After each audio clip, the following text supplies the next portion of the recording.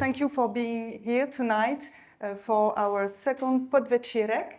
Podvečírek is a series of debates organized by Kunsthalle Praha together with Reportér magazine, opening up discussions on society, politics, and contemporary culture.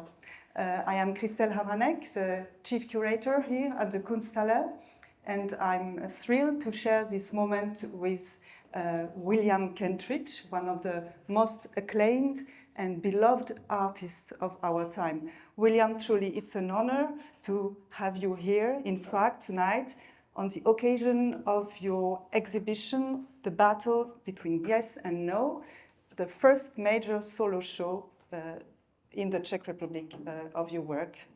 Thank you, Christelle. Thank you for all being here this evening. Yeah. So this conversation takes place just a few days before the opening of the show, so it's still not accessible for the public, but we will show images of works which are included in the exhibition and use them to talk about your personal journey, your art, your creative process, your inspirations. This conversation will last about 45 minutes and will be followed by 15 minutes Q&A. But before we begin, William Kentridge, I'd like to briefly introduce you.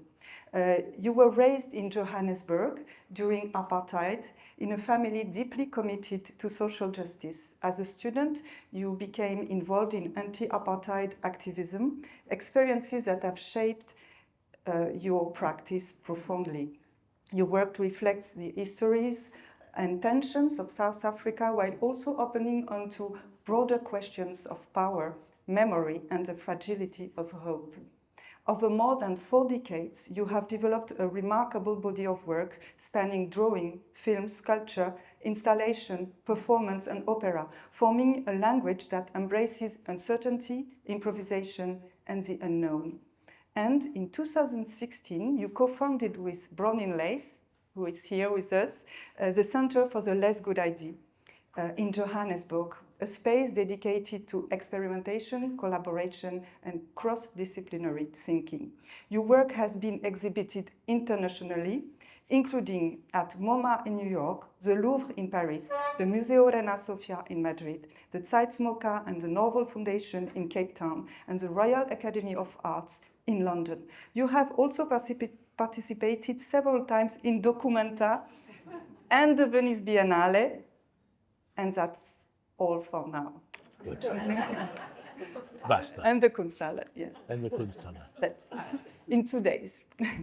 So to start, I chose an image of a work that is one of the first I ever saw of William Kentridge.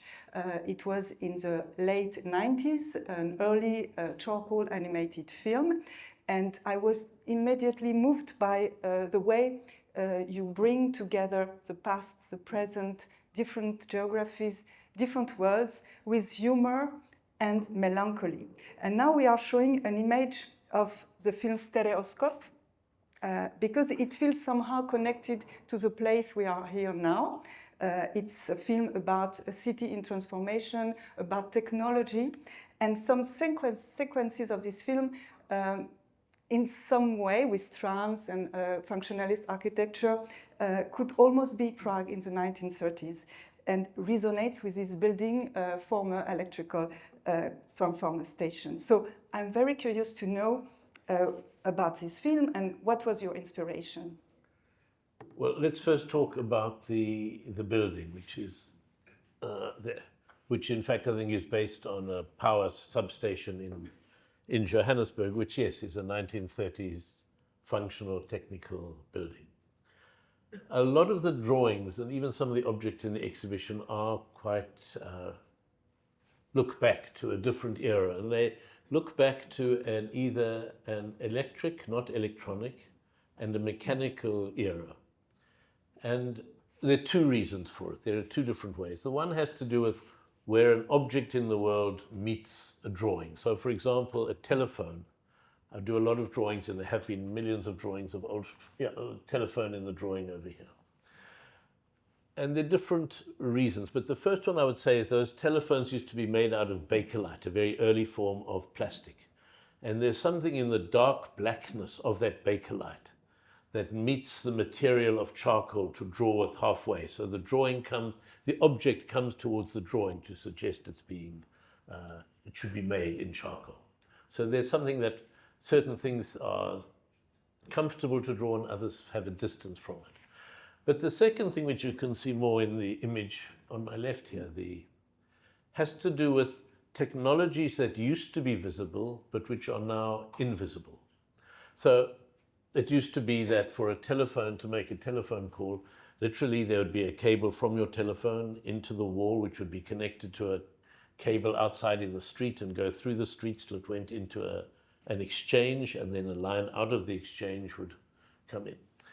So if one is drawing lines of connection and one simply does a straightforward drawing of a telephone exchange, like the one on the wall here, or as the lines here, that sense of lines connecting thing, they were both graphic lines that you might draw with a ruler, but they're also a record of real lines, cables, electric cables that would be plugged into different points. And what they would show would be lines of connection between people. And what obviously the world that we're inhabiting now, there are so many more lines connecting people to each other or to the world, but which are now invisible. So if you think of the lines of connection that come into us every day, whether it's the email, whether it's WhatsApp, whether it's what he's reading on the internet, whether it's news on our phones, we are deluged with lines and arrows coming into us the whole time, but which are completely invisible. And so what can happen with this kind of technology and what the studio can do is a larger question.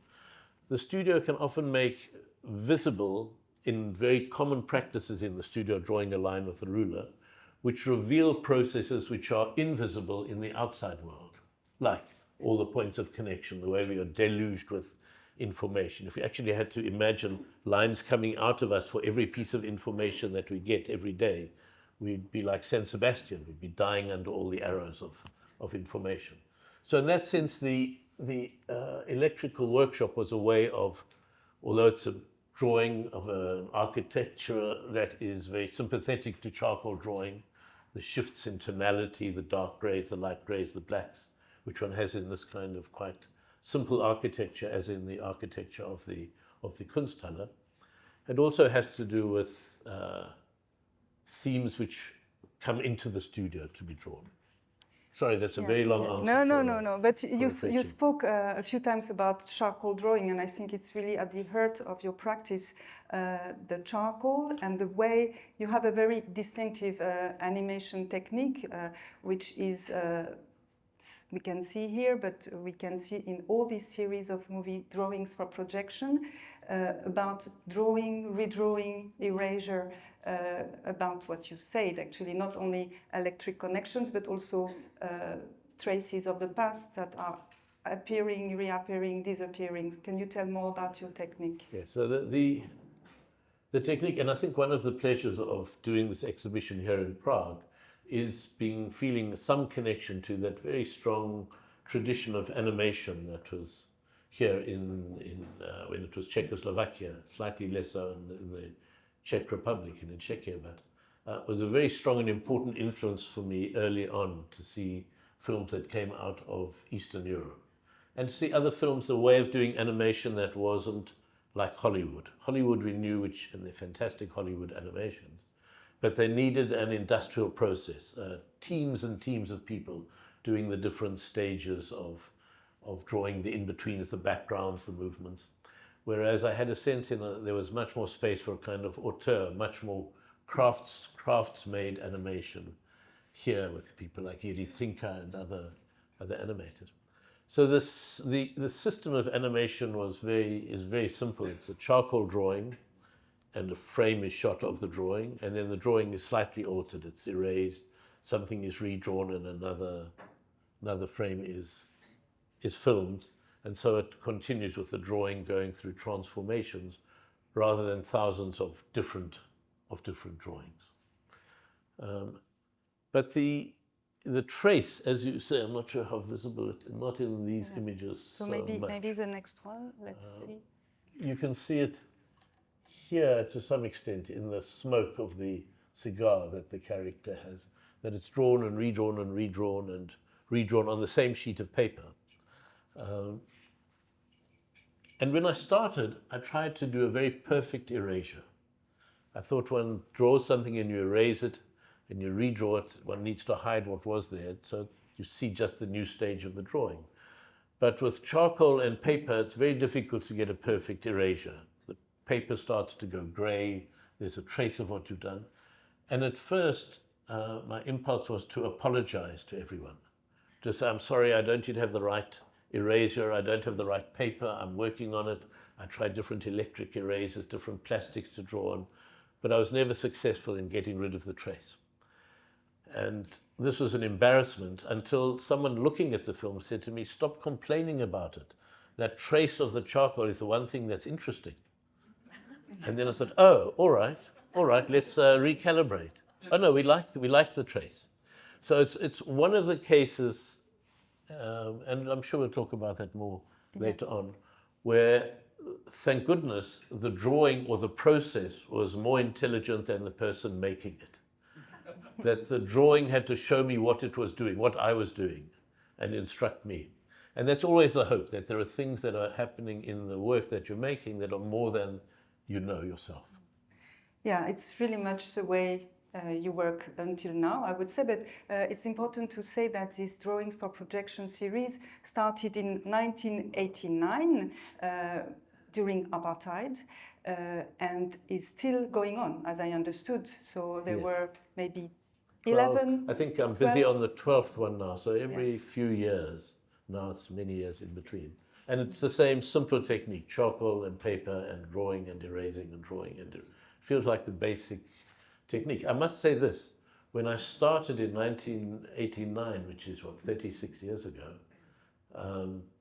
it was so much easier because I didn't know what I was doing. Now that I kind of have done 11 of the films and I have a sense of what's going to, it's much harder to keep going and discover new things.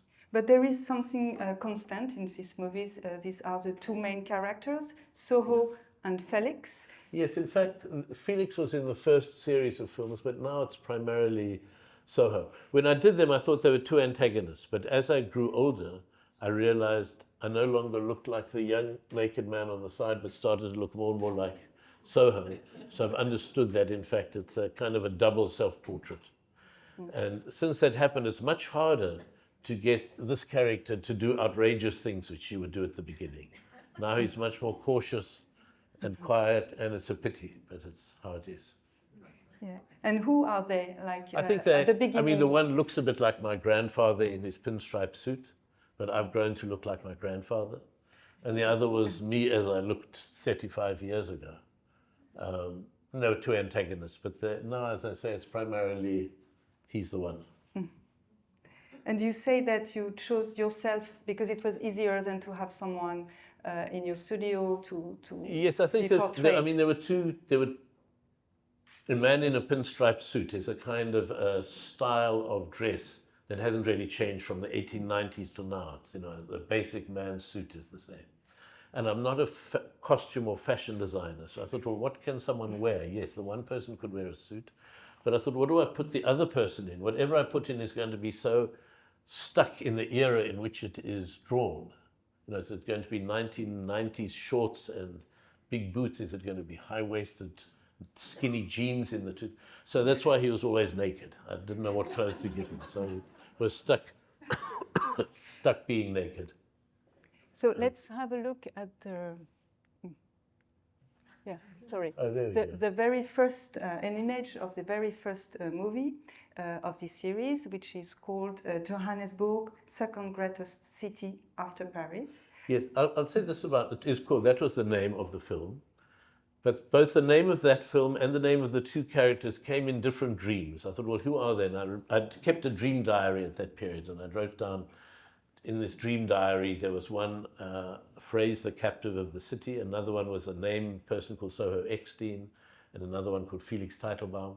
And I thought, okay, we'll use those because I'm only making this is 1989, I'm this experiment with this film. If someone had said, no, these two characters are going to haunt you for the rest of your life for the next 40 years, I'd have thought much more carefully, who are they, what should they be, what should they do? So again, it was a lucky thing that I was going into it kind of blindly, and that the form found itself in the fact that there are more than one of these films that they've kept going. And they also become a kind of portrait of Johannesburg over the last 3.5 decades, from images of the protests at the end of apartheid to the violence around our first democratic elections, to the AIDS pandemic, to different things which come through the different films. They're not consciously drawn as a history, but overall, over the 30 years, there is a kind of history in them. Yes, and Johannesburg, you seem very attached to this city. You said you were never able to escape from it, but Paris was also a place where you lived and where you tried to become an actor.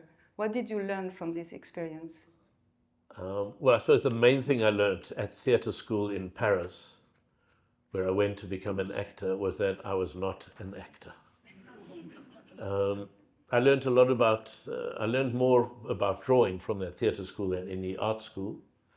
And I learned certainly what it is to direct different projects. And I learned what it is to believe in the origin of a gesture, whether it's a gesture an actor makes or a singer makes or your arm makes when you're making a drawing. But it was in fact it was 1 year out of 69 years in Johannesburg. But it was a vital year. It was very, very important. Yeah. To me, you are an actor, but I would say this. Kind of I'm an actor who can only ever play one role, and not very well. I mean, at the theatre school, there were some people who every week would embody someone completely different, and every week I would think I was going to do something different, and I was always the same damn character, and so I'm stuck with that one, which is I would call it acting oneself in the third person. It's not me, but it's not far away. He can sometimes do things I wouldn't do, ride around the studio naked on a bicycle to be put in a film, which I would never do myself, but which he can do. Yeah, and now we look at maybe the earliest work in the exhibition, Vodkek Fête Galante, a film which brings together already a wide range of forms: drawing, moving image, text, masks, performance, improvisation. From the beginning, did you know that you wanted to work across different media, or rather than to stick to a single one? What this film was, it was a friend was filming, had a 16mm film and was filming something with it, and he said afterwards, he'd leave it in the studio, and maybe I should film what's happening in the studio. I was making drawings then, no animation. And it was an old Bolex, and you could shoot one frame at a time. So I said, all right, leave it in the studio, and whoever comes into the studio, I will film some frames of that. And so there were friends who came in, our daughter came in, her nanny came in, and they were all filmed. And there was one small section which was me drawing with charcoal, which I filmed frame by frame. And it's 2 minutes long, I think, which was the length of the roll of the film, of a Bolex film. And in fact, it was after that film was made, I showed it to a friend, and he said, yes, it's fine, but the interesting part is the charcoal drawing. And I said, are you crazy? You've no idea how slow that is. That's going to take weeks to make a film that way. And he said, yes, I know, but why don't you try that? And that's how the series of the Soho film started. But this film ended with this sheet of paper. It was one sheet of paper on the wall, which many, many different things happened on, and then were erased or painted over and erased, and it ended up with this dirty blank paper. And that was the era in 1986 when there was a state of emergency in South Africa. There was a big anti-apartheid protests, and movements were getting stronger and stronger. It was the start of the end of apartheid. And there was a very strong censorship of newspapers. And so what there would be just a blank section in a newspaper article, and then a big blank section where they'd taken away what could be written about or shown. And so this was shown in an exhibition responding to the state of emergency, saying, here is a blank sheet of paper, like the blank piece in the newspaper, but in fact, as you've seen, there's a whole history of information that has been erased and gone. So it was both an experiment and learning, but it also had a kind of a shape and a place later on. So it brings us to the title of our exhibition, The Battle Between Yes and No, which appears in this earliest animation movie, but also in some posters you did for theater groups. And language is really central to your practice. Phrases, lines appear in your films, in your operas. Sometimes these are your own words, sometimes it's from literature, from songs, from poetry also. And I would like to know this title, which is so relevant today in this time of global polarization. What did it mean for you in the 80s, the battle between yes and no? I'm trying to think what I was thinking 40 years ago. And I don't know what he was thinking then. I think it had to do with the no, yes, no, yes, no, and it'll be turning into noise. Almost the phrase no and yes, almost a noise. As noise, as a kind of chaos. I think it was about the impossibility of being either in a yes or a no, but understanding the messy terrain in between them, which is where the work happens. So it's not as if there's a clarity of thinking necessarily on one way or the other, but acknowledging the paradoxes of having to hold both things together. It's like in South Africa now to say, are you an optimist, are you a pessimist, are you, things are, and one understands to be either one or the other is to be false to the reality. Because one can make a long list of everything that's going wrong in the country, but then one has to blind oneself to the extraordinary different efforts and projects and initiatives that are being done at the same time. And to blind yourself to all the things that are going wrong and say, oh no, it's all going swimmingly, is also to cut off a whole lot of the world. So the paradox is that you have to hold in your head both of those states of optimism and pessimism. You have to, as it were, say, being in between them is the most accurate place to be in terms of understanding the world we're in. Yeah, I totally agree with you. And I'd like to now maybe speak more about your studio, the place for uncertainty, where you can experiment and try so many things. And this studio actually appeared also in the background of this movie, Votre Cake Fête Galante, and is actually part of our exhibition. We present an evocation of the studio with some notebooks, objects, everyday objects. You call your studio a place for not knowing, safe space for stupidity. And I'd like you to tell us about your day. How does look a day in the studio of William Kentridge? Okay, there are two things. One, what does the day look like, but what is the studio? The day is very predictable. It's breakfast with, these days, I'm pleased to say, it's a swim early in the morning before breakfast, and then breakfast with my wife, Anne, who's here. Would have before, in earlier years, would have been with the children when they were at home, but now it's the two of us. And then sometime around 9, everybody comes into the studio, and then there are about 12 of us in the studio, and different editors, people keeping track of the archive, photography, helping with beautiful lettering, things like that. There are many people who do many different jobs, and they're very specialist. So Damon and Claire here are the experts for beautifully clear, not calligraphy, but lettering. If we need lettering, that gets done. There's now a project where I need things to be covered in gold leaf, and they're the gold leaf experts. Editing and checking of text and images, and McKilleron, who's over here with us also. So there's a group, and then I would work during the morning, and we'd all have lunch together. Whoever's in the studio, 12 or 18 of us have lunch together in the garden, or if it's otherwise in the house. And then work goes on till 5 or 6, and then the studio's empty, and then I can draw quietly. And so there's two different phases. There's a kind of a busy phase with many people, and in a lot of evenings there's a quiet work phase. So but that's predictable. That's not so. No, but the surprising. collaborative aspect is very There's important in your work. Yes, I'll first talk about the studio and then we'll get to the collaboration. So for me, the studio as a physical space is very important. I know there's some artists that say wherever they are, that's where their studio is. If they're in a hotel room, that's their studio, or their computer is their studio. For me, I need the physical space of the room. Maybe that's just of my era, that's what a studio was, which is covered with the work I'm busy working on at the moment, the drawings, maybe a theatre model if we're working on a theatre production, photostats, postcards, lists. And so when you walk around the studio, there's a kind of peripheral vision of all of these things as you go past them, of the drawings you're working on, of what you did last week, an empty sheet of paper waiting to begin. And together with this peripheral vision of things from the corner of your eye, there's a kind of peripheral thinking of different ideas that are sparked by the different ideas. And so there's quite often a gathering, literally a walking around the studio until it becomes clear what piece of work should be done.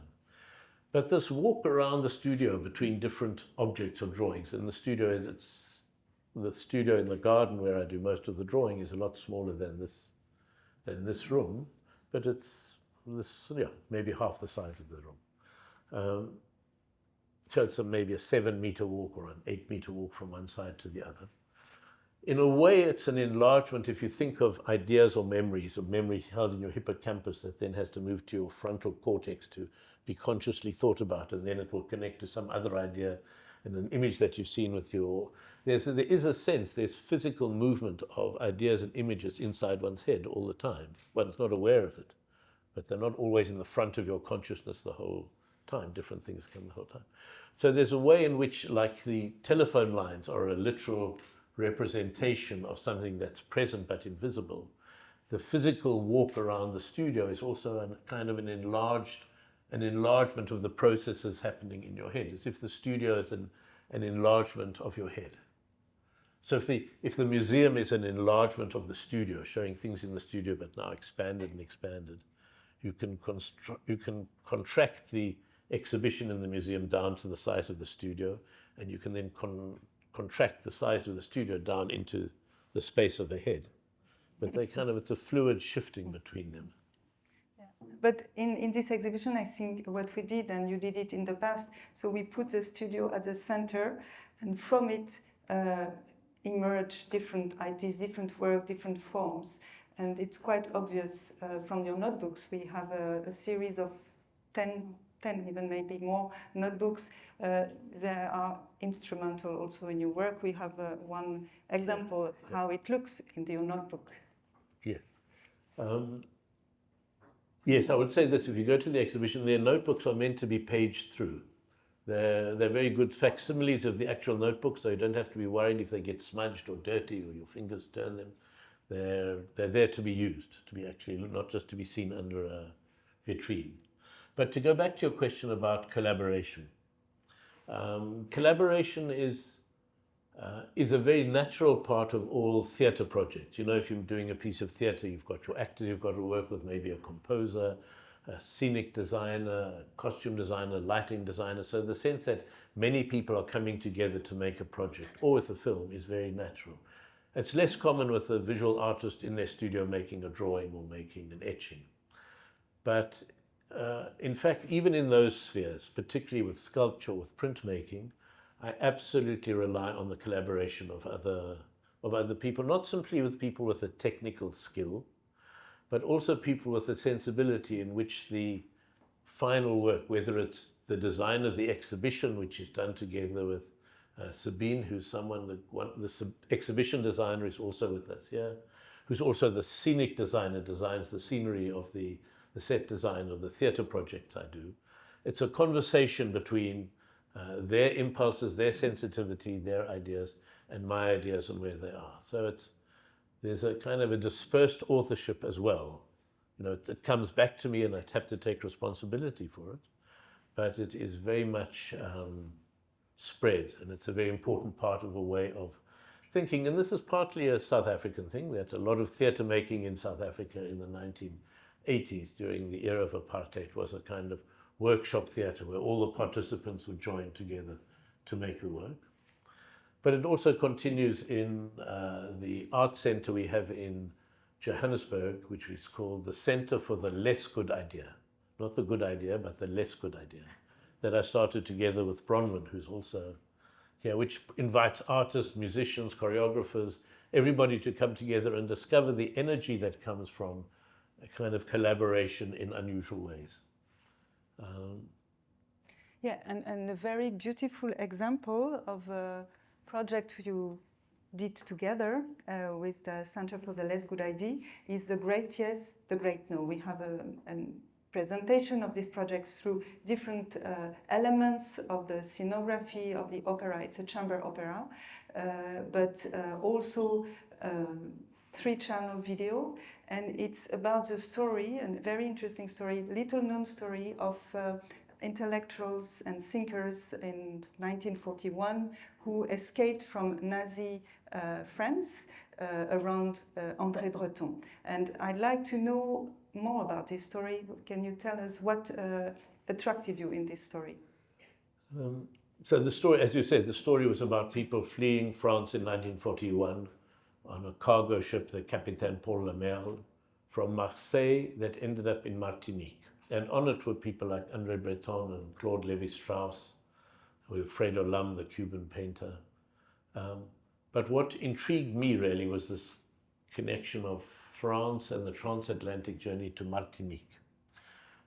Because in Martinique you had two of the great intellectuals of the last century. In Martinique was the poet Aimé Césaire and the psychiatrist and activist and politician Frantz Fanon. So it was really a way of talking about Césaire and Fanon and South Africa, even though it was a story about the transatlantic, the journey. And it was also about surrealism as a different way of understanding the world. What are different forms from a Cartesian Western rationalism that one can use to try to make sense of the world around. So Dada in the First World War was one way, and surrealism in the Second World War was another way of thinking about it. So the project went around these subjects, and to do it, many of the actors and performers in it were people that had worked in many projects at the Center for the Less Good Idea, and some of the images and ideas in the piece had been developed at the art center. Yeah, so that's really, I hope you will like it as much as I do. This is such a beautiful project with many layers, many voices, many times also. So we are really happy to show it because it has not been shown so much so far because it's quite new. And now I'd like to speak maybe about the piece you did specifically for Prague, which is an homage to Franz Kafka. So Kafka always have been in your mind. That's something, and we understand his sense yes, of I think that there are very few young students, or sort of when they're 17, 18 or 20, that read Kafka that aren't held by it and changed by reading it, whether you're in South Africa or in America or in Australia or South America, wherever you are. I mean, it is I'm sure. I mean, it must be very boring for people in Prague. Oh, yeah, Kafka. Enough already. There are other writers in Czech. He's not the only writer we had. But I would say I know Gutzolder Schweik, and I know Milan Kundera, and I know also Milan Kundera. That's the external Czech that everybody knows, not the internal person from inside. But they are. It's terrible, but it's the fact that, if I ask you about South African writers, you'll say J.M. Coetzee, Nadine Gordimer, and I would say, but what about all the other writers that are there? Not there. But Kafka is remarkable, as we know. It is. There's good reason why he is such a central figure in writing in the last century. And so when I was doing this exhibition, I thought I want to find some piece that has a connection to Prague, to my sense of the city. And so do I want to do it about the Jewish cemetery? Not really. It's not. My family comes from Lithuania, not from Central Europe, but not specifically from Prague. And so the Kafka became the starting point. First, I thought I would find one of the short stories to do. I've done a theatre project of the hunger artist or the fasting showman. Not sure what it's called in German or Czech. But in the end, what I did was I took different lines from many different stories and constructed a kind of possible story. And then it is performed inside a kind of miniature theatre using theatrical techniques, a theatre technique known as Pepper's Ghost. And in fact, it would be a theatre technique very familiar in Prague from the Black Theatre that you have. So there's another link across in the technical way. And this is a piece that was developed very closely with another person from the studio who's here in Prague, Joshua Trappler, who developed these miniature theatre boxes that you'll see in the exhibition tomorrow. So it's more than a reference to Kafka is the central character. I love the story that Kafka, even though he was very unhealthy and, as we know, he died of tuberculosis very young, he was obsessed with these particular set of physical exercises he would do every morning. Take his shirt off, open the window, and do his exercises in it. This one I have to thank my wife for. You see, there are many different collaborators in all the different projects saying, where's his exercise? He needs to have his exercise. So yes, his exercise is in the piece. Another person told me, but one of the people that he loved used to work in a factory that made recording machines, dictaphone machines. Okay, all right, I'll put a dictaphone machine in the piece, and he loved the Yiddish theatre, so we've got a Yiddish song in the middle. So there were many different threads that came into the piece. And yes, it's a kind of an imaginary letter to Felice. Yeah, I have to say it's very moving piece, and really not a cliche of Kafka. It's a different Kafka. It's a Kafka by Kentridge, really.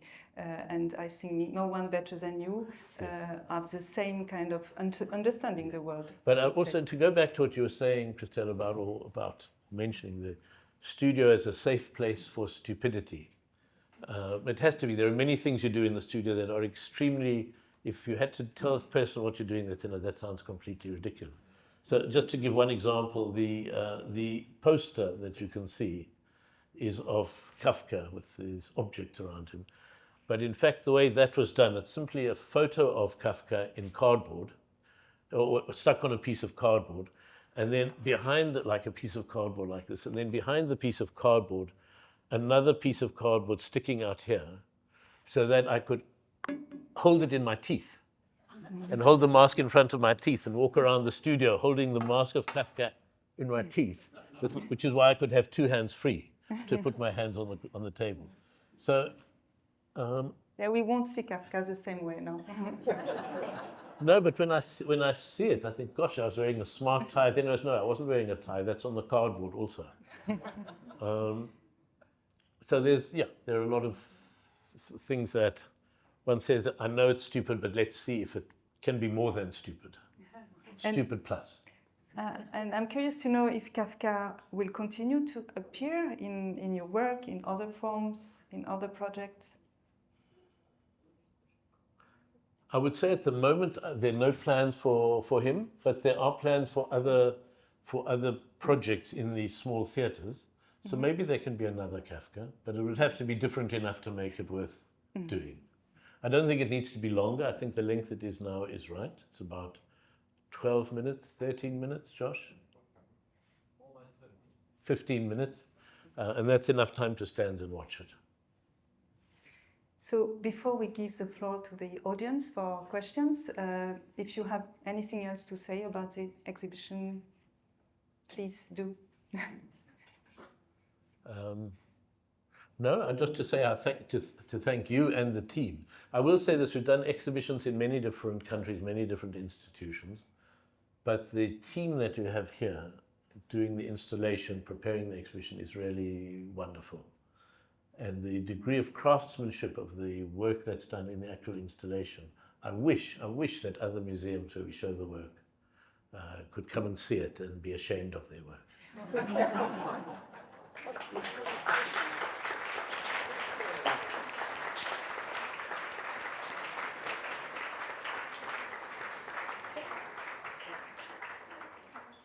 So, please.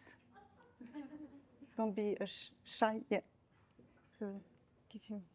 You speak quite a lot about bad ideas, that's good idea, stupid ideas. Oh, thank you. So I'm wondering a little bit, what is your decision-making process for entertaining these bad ideas? You know, what is a stupid idea? And how do you determine whether to leave that idea behind, to spend time with it, whether to continue it? I think it's the kind of question which appeals to sort of all artists working, so I'm very interested in that. Well, I would say that sometimes it's very immediate. So one can watch an improvisation, for example, to take it from a drawing to a performance. You watch an improvisation and you watch, yes, all right, I see what they're doing, yes, it's okay. And suddenly something catches you. You say, okay, that moment of interaction. And you feel it either like in the sweat in your armpits or somewhere like that. And then the task is to say, all right, having seen that moment, how does one hang on to it and how does one learn what had been done there and expand that, learn the grammar of that gesture, of that movement. So, for example, the charcoal, the erasure, the imperfect erasure. Once it was explained to me that it was actually worth following and doing, then one has to say, all right, this actually changes some of the themes that I'm working on because it means that themes of a trace of time, a trace of memory stays in the sheet of paper, so it affects it. Sometimes I'm certain I'm making the wrong decision and the decision is made and it may be the wrong one in the end. In the end, obviously, you start not knowing what you're doing or you're with some ideas and they change along the way. But at a certain point, you have to interrogate what you have there also and say, does it hold up? It's not to say every bad idea becomes a good idea. So then just stay bad ideas and need to be abandoned. The phrase, the center for the less good idea, comes from an African proverb.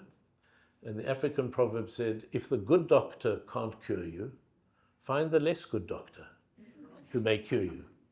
And it's about this. So you have a first idea and you think it's going to be wonderful, but it starts to creak and crack, and then you've got to be open to what arrives along the way. But there's no easy solution. Yeah. So we can take a few more questions, maybe 2 at a time, and then see. Yeah. Thank you. First, what a major thing to have you at your exhibition in Prague. So thank you to Kunsthalle. Thank you. I could hear you like talking all night, all day. But I have one question, and it's kind of related. You are well acquainted with some of the Czech personalities or our history. You mentioned a few of them. Could you make an observation? I know it's a hard question about Czech nature. Like, how do Czech seem to you, and maybe even from the collaboration with the Kunsthalle? Thank you. Do you want a second one? After I have a second one. Yeah. Let's have a second question so I can think about that one. Yes, sir. It's a bit related as mass culture and metaculture.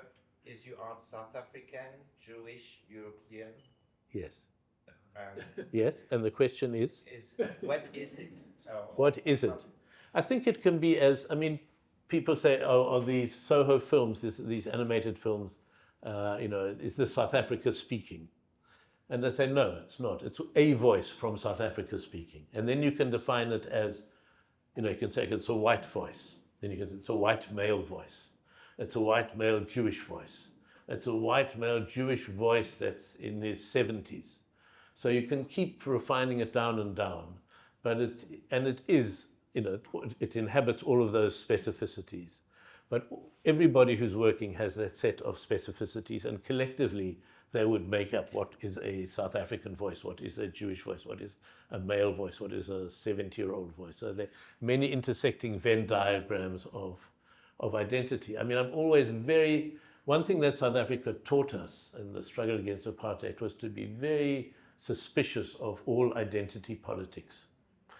I mean, apartheid was based on saying white people have one identity, black people have another identity.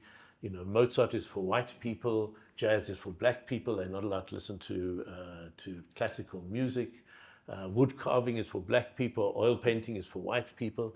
There was kind of that sense. And So part of the struggle against apartheid was also a struggle against these restrictions, where everyone said, no, an opera singer doesn't have to be a white opera singer, it can be a black opera singer. Abstract painter in oil paint doesn't have to be a white person, it can be someone who's come from a completely different background, and accept and celebrate the bastardy of mixed identities and the changeability and the plus that comes with every identity. So that's what I would say about identity. And Czech culture, I know the fragments of it. So I don't know if people say, well, Kafka, he is representative or he's not representative. He's part of what makes up Czech history and culture. Goodscholder Schweik, a very different kind of writing, is another one that does, what part is still part of Austro-Hungarian Empire and what is specifically Bohemian. I wouldn't know how to draw those edges. All I'd say, the people I've met so far here in the museum or in other contexts have been extremely friendly, insightful, and wonderful. But whether that's representative, I can't say. Can I have? Yes, of course. At some point early in the conversation, you said the drawing or the process were more intelligent than the person making it. And I was wondering if that or how it applies to AI, to the artificial intelligence. So here that was human intelligence and the drawing or the process. Well, so far, if one has to choose, let it be said, I'm not a very experienced person in seeing what AI has made, but in seeing what artificial intelligence has made in terms of drawings, in terms of writing, in terms of things like that, I much prefer human stupidity to artificial intelligence. And I think there may well be pieces, when people give the right prompts to artificial intelligence, it may well do very beautiful and interesting things, but then one understands that at a certain point it's about the nature and the skill of the person doing the prompting, I think. I'm still looking forward to, I'm not looking forward to, I'm dreading, but I'm anticipating the time when I read a detective story and I say to my friend, here's a really fantastic story, you have to read it. And they say, oh yeah, that was written by Claude or by one of ChatGPT. And but it hasn't happened yet. But I would imagine it'll happen quite soon. But that's because pastiche works very well in certain genres of fiction, which you call. Yes. I have a question. So, you talked about your collaboration as a team, and you slightly touched upon it. But I have a question on this: how do you find that team? How do I find the team? I think that if I have a skill, one of the skills I have is in choosing good collaborators. So there's a number of people in the team, both in the studio that have been working in the studio for over 20 years, and collaborators, set design, costume design, lighting design that I've worked with also for many, many years. And it functions in two ways. One, it means we know each other's language and we know each other's temperaments and when to not speak to the person and when to let something go and when to challenge it. But it also means that because we're working on projects successively, very often while we're working on one project, it's possible to start talking and developing and thinking about the next. And there's some collaborators that one works with, but decides after one collaboration, not again. Or after several, you say, we used to work well together, we no longer do, it's fine, we'll each do our own separate work. But for me, it was also important to have people who could work within the ambit of uncertainty, of not being told at the beginning what the whole project would be, of allowing things to find their place.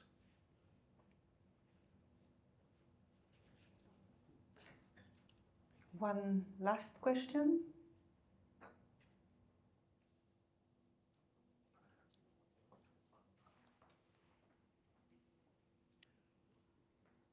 Once I have read that you wrote, there is a hope behind the failure.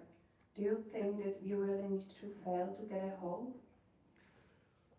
No, I think you don't need to fail, but I think one can, if one survives one's failures, one can write one's biography in terms of one's failure. So in my case, for example, I really wanted to be an actor. And then I'd given up being an artist, I wanted to be an actor. But I failed at the acting, and I failed so thoroughly that it was not a possibility. So in one sense, I was rescued by my failure. If I'd been slightly less bad actor, I may have continued to be an actor, but always wondered why I always got the worst roles, why I always got bad reviews, and I would have been miserable at it. At one point, I thought, well, to be an artist, you have to paint in oil paint on canvas. That's what being an artist is. But I was really not good at that. I was really not good at that. And luckily, I was so bad at it that it was a relief to discover charcoal drawing. But if I'd been kind of okay at it, maybe I'd have stuck with it. So again, I was rescued by that failure. So that's, but at the time, it's important to understand that they feel failures. I wanted to paint in oil, and I just didn't manage. I wanted to be an actor. It felt a painful failure not to say, I can't deny it anymore. I can't do this. So